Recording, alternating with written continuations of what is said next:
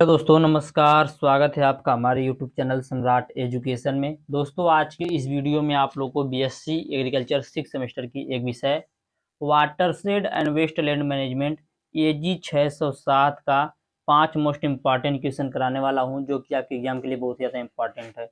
इसके पहले भी मैंने 5 क्वेश्चन कराया हुआ है, उसको आप लोगों ने देख लिया होगा, और नहीं देखा है तो जाकर देख लीजिएगा उसको जरूर से, ठीक है। और आज का पहला क्वेश्चन देखते हैं। और बता दूं, यदि आप लोगों को इसका पीडीएफ चाहिए तो डिस्क्रिप्शन में व्हाट्सएप ग्रुप का लिंक, व्हाट्सएप नंबर दिया गया है, मैसेज करके आप लोग इसका पीडीएफ ले सकते हैं। पहला क्वेश्चन है, बहुत ही इंपॉर्टेंट है क्वेश्चन, आने वाला एग्जाम में 100% इसका चांस है एग्जाम में आने का, ठीक है। तो याद रखिएगा, एग्जाम में आ सकता है।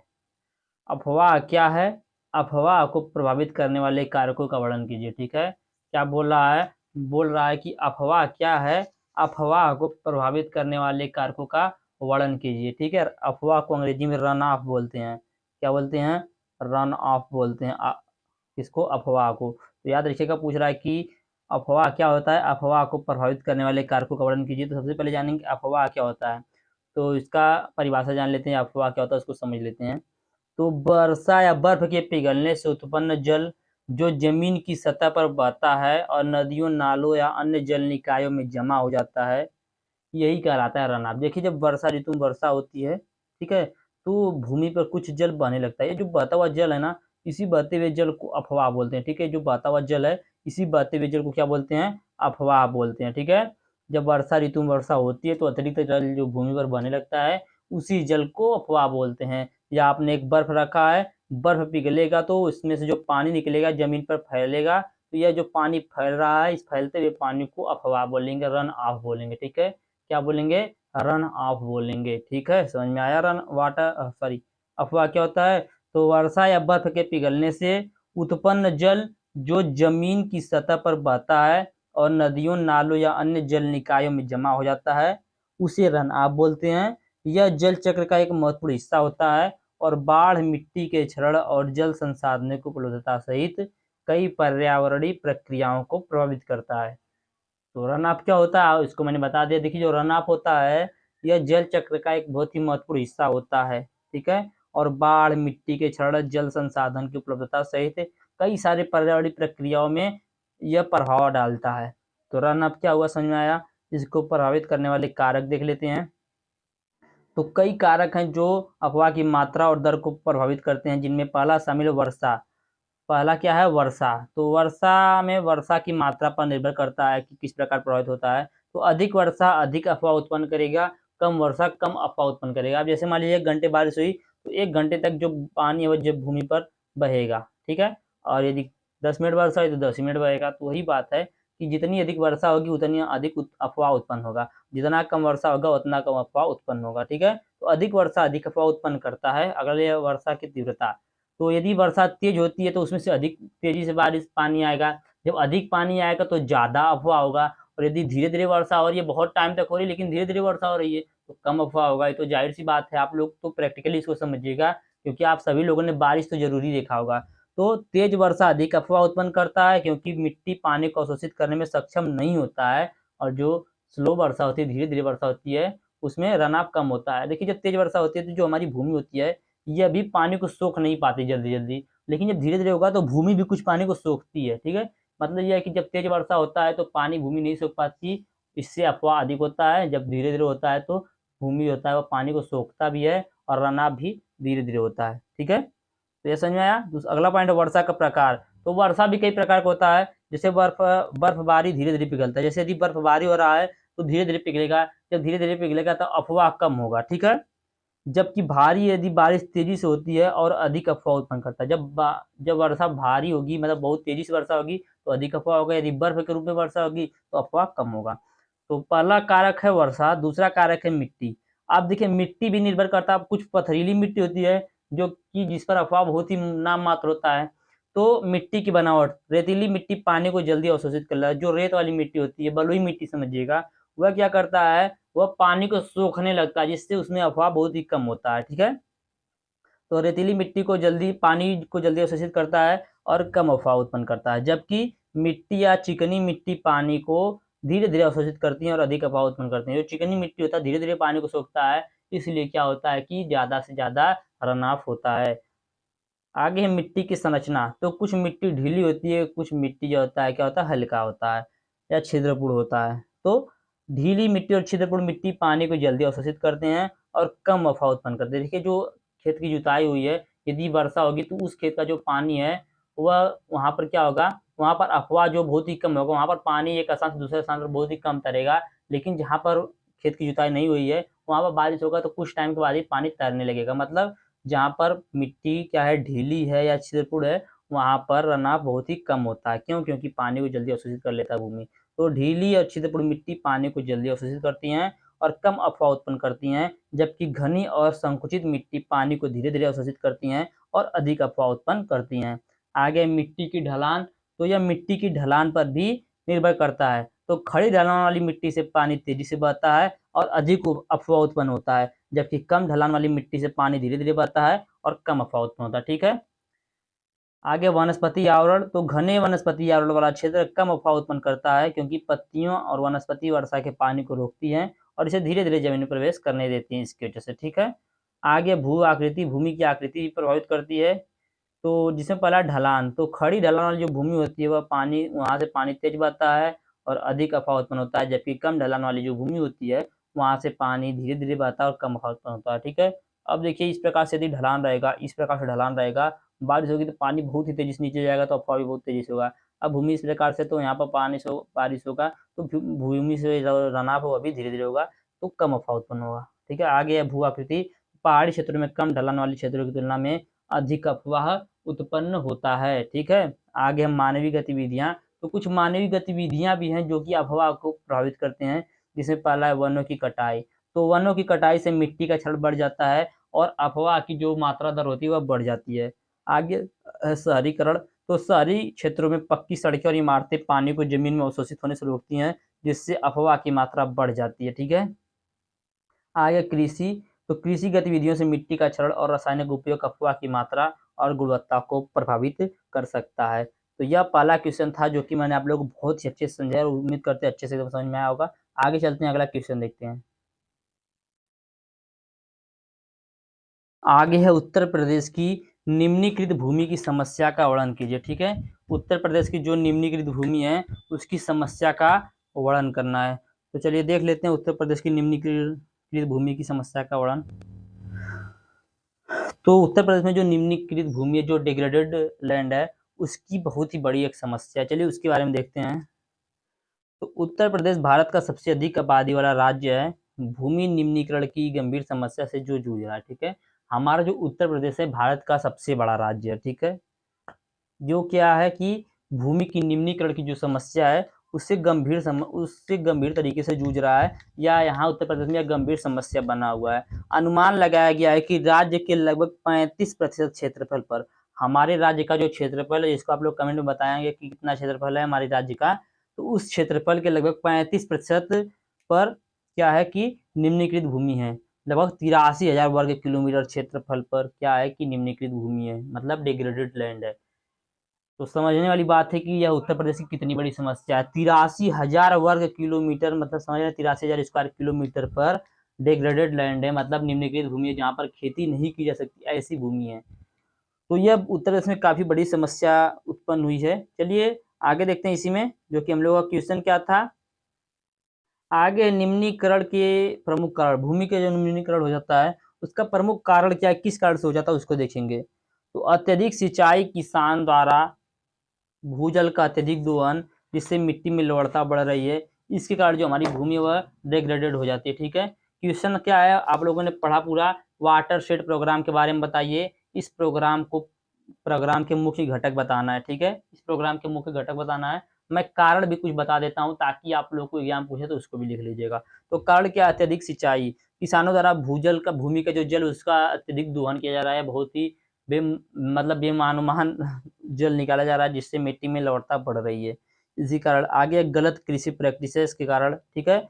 तो रासायनिक उर्वरकों और कीटनाशकों का अत्यधिक उपयोग करने से, जिससे मिट्टी की उर्वरता कम हो रही है, इसी कारण भूमि जो डिग्रेडेड हो जा रही है। आगे वनों की कटाई, जिससे मिट्टी का क्षरण तेज होता है, इसी कारण भूमि जो है वह क्या हो जा रही है, निम्नीकृत हो जा रही है। अत्यधिक चराई से क्या हो रहा है, भूमि जो है वह दब जा रहा है, निम्नीकृत हो जा रहा है। आगे शहरीकरण से भी भूमि जो हमारा है निम्नीकृत हो जा रहा है। आगे इसके निम्नीकरण के प्रभाव देखेंगे।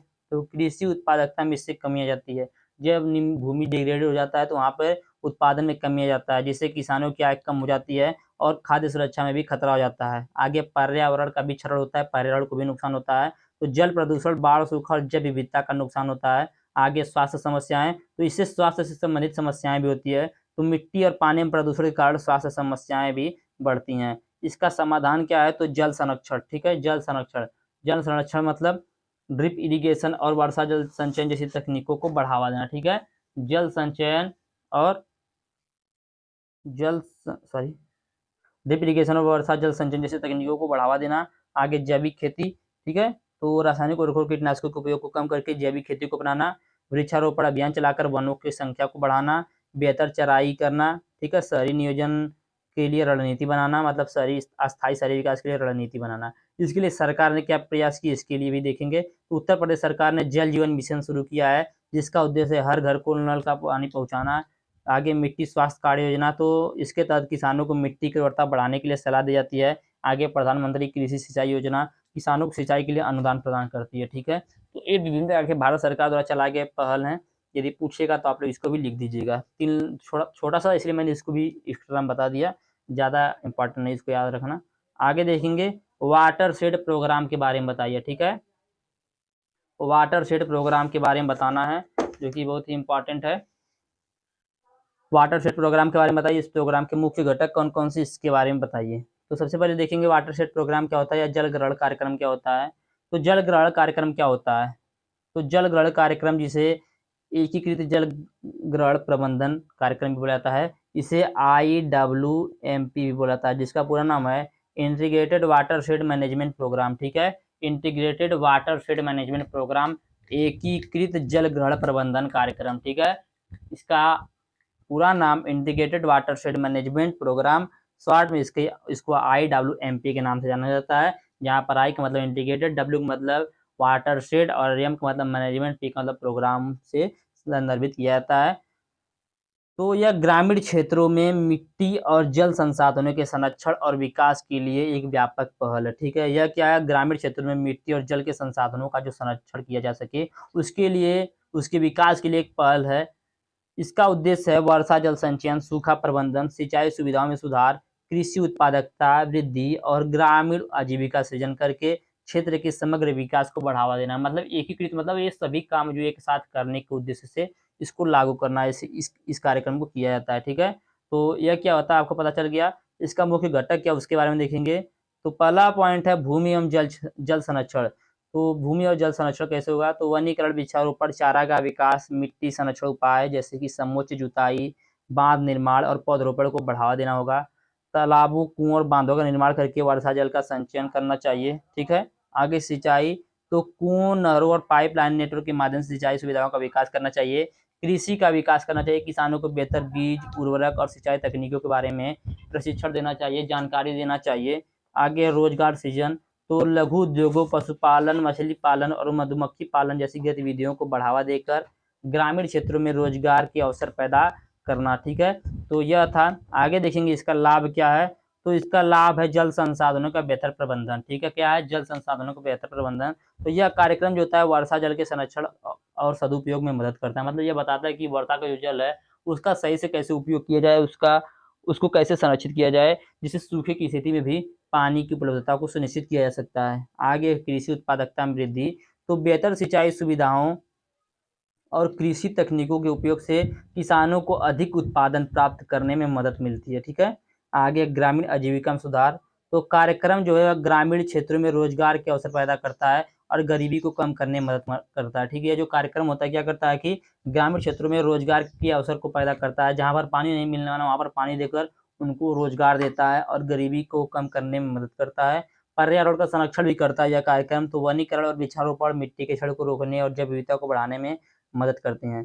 भारत में जल ग्रहण कार्यक्रम को देखेंगे हम लोग, इंटीग्रेटेड वाटरशेड मैनेजमेंट प्रोग्राम को। तो भारत सरकार ने 1995 ईस्वी में ही राष्ट्रीय जल ग्रहण विकास परियोजना NWDP शुरू की थी। ठीक है, जिसे बाद में 2005 में प्रधानमंत्री कृषि सिंचाई योजना में बदल दिया गया। यह कार्यक्रम देश भर में कई राज्यों में लागू किया जा रहा है। ठीक है, पहले ये जो कार्यक्रम था इसको राष्ट्रीय जल ग्रहण विकास परियोजना के रूप में लागू किया गया था, जिसे 2005 में प्रधानमंत्री कृषि सिंचाई योजना के रूप में बदल दिया गया और यह कार्यक्रम देश भर में कई राज्यों में भी लागू किया जा चुका है। ठीक है, तो ये 3 क्वेश्चन हो गए जो कि मैंने आप लोग बता दिए। आगे देखेंगे, आगे चौथा क्वेश्चन बहुत ही इंपॉर्टेंट और अच्छा क्वेश्चन, स्वस्थानीय नमी की विधियों का वर्णन कीजिए। ठीक है, स्वस्थानीय नमी की विधियों का वर्णन कीजिए या इन सीटू कंजर्वेशन की विधियों का वर्णन कीजिए। ठीक है, इन सीटू और एक्स सीटू, देखिए दो होता है, एक होता है इन सीटू, एक होता है एक्स सीटू। इन सीटू जो संरक्षण होता है, इन सीटू कंजर्वेशन जो होता है, वह किसी भी चीज को उसी स्थान पर संरक्षित करना होता है जहां पर वह है।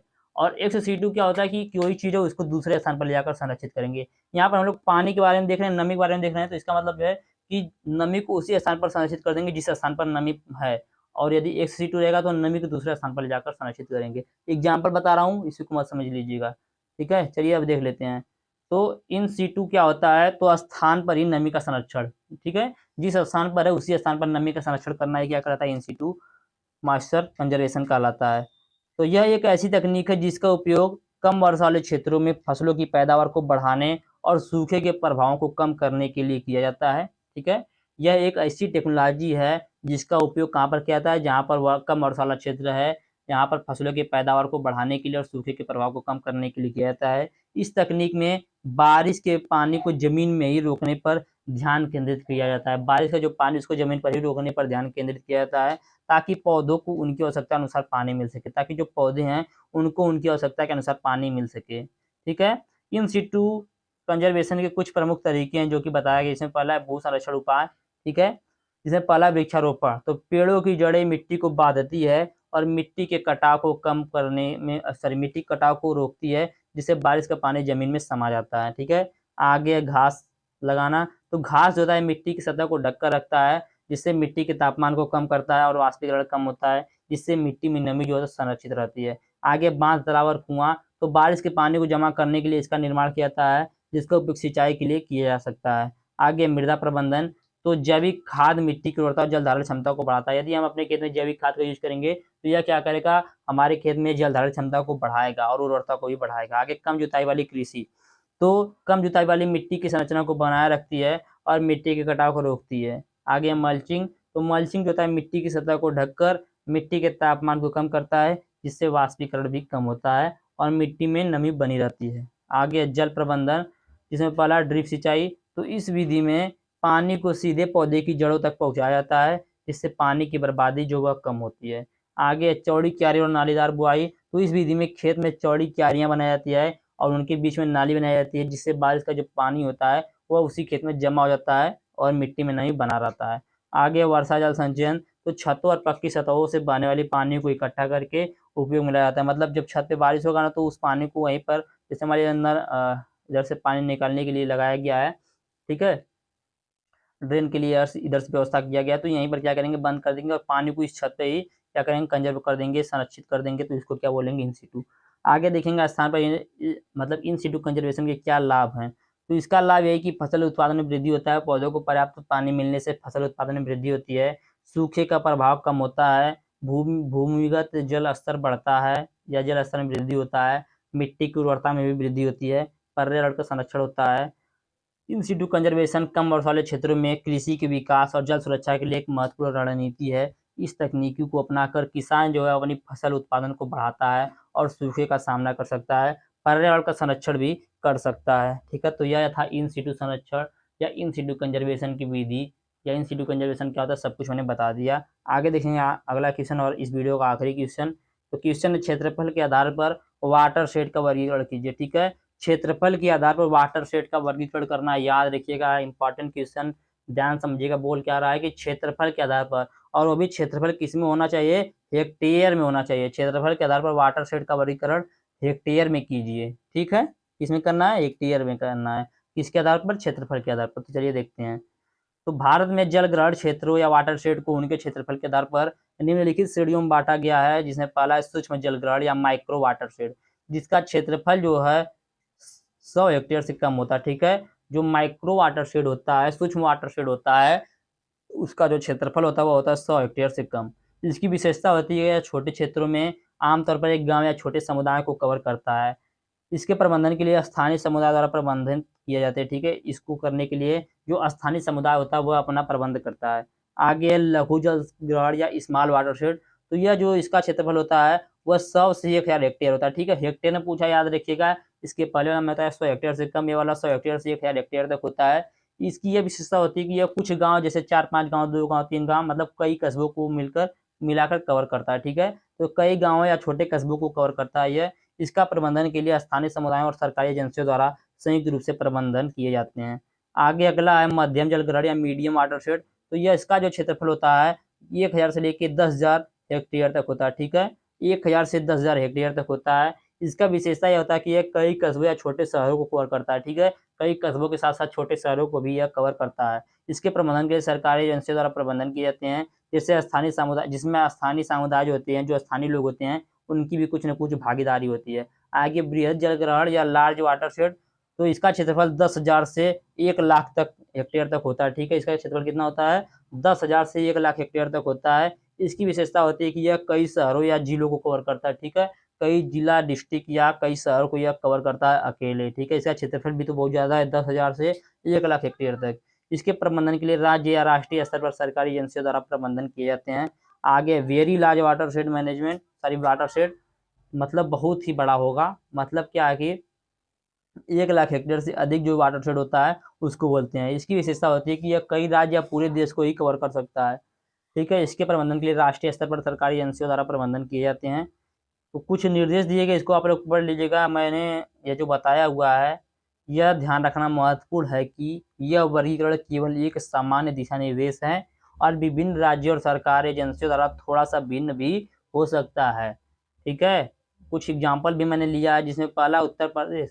तो उत्तर प्रदेश में 100 हेक्टेयर से कम क्षेत्रफल वाले जलग्रहणों को सूक्ष्म जलग्रहण क्षेत्र कहा जाता है, जबकि 100 से 5,000 हेक्टेयर क्षेत्रफल वाले जलग्रहणों को लघु जलग्रहण कहा जाता है।